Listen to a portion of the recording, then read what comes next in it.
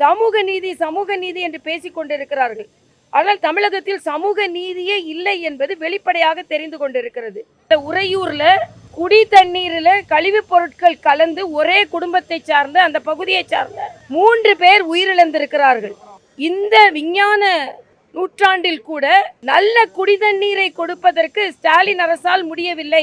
எனது கடுமையான கண்டனத்தை தெரிவித்துக் கொள்கிறேன். இது கற்காலம் அல்ல, இது இந்த காலம். இந்த காலத்துல குடிதண்ணீரை சுத்தமாக கொடுக்க ஒரு அரசால் முடியவில்லை என்றால் அது எவ்வளவு வருத்தத்திற்குரியது என்பதை நான் தெரிவித்துக் கொள்கிறேன். ஆக இப்படி மக்கள் மீது கவனம் செலுத்தாமல் தொடர்ந்து மக்கள் விரோத போக்கிலேயே அவர்கள் நடந்து கொண்டிருக்கிறார்கள். பள்ளியில கத்தி படிக்க வேண்டிய பள்ளி மாணவர்கள் கத்தியை கொண்டு வருகிறார்கள். இதெல்லாம் எவ்வளவு அறிவாற்றல் நிகழ வேண்டிய பள்ளிகளில் அறிவால் நடமாடுகிறது.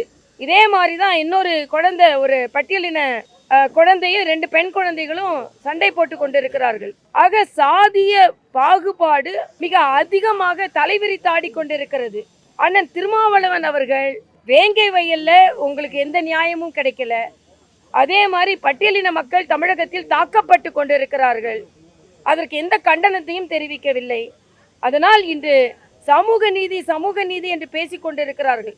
ஆனால் தமிழகத்தில் சமூக நீதியே இல்லை என்பது வெளிப்படையாக தெரிந்து கொண்டிருக்கிறது.